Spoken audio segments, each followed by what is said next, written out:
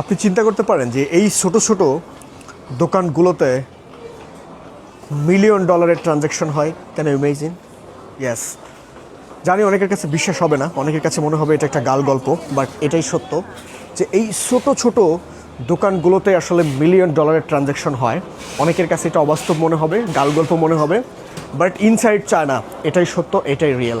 এখানে have lot of product, এক একটা প্রোডাক্ট তারা লাখ লাখ পিস ছড়িয়ে ছিটিয়ে দিচ্ছে সারা পৃথিবীতে। বাট আমরা শুধু জেগে জেগে স্বপ্ন দেখছি, আর ঘুমিয়ে গেলে সে স্বপ্ন হারিয়ে যাচ্ছে। আপনার স্বপ্নকে এবার আমরা আর হারাতে দিব না। আমাদের সাথে থাকেন, স্বপ্ন পূরণ করেন, চ্যালেঞ্জ নিন, জীবন গড়ুন, অন্যকে জীবন গড়তে সহযোগিতা করুন। ভালো থাকবেন।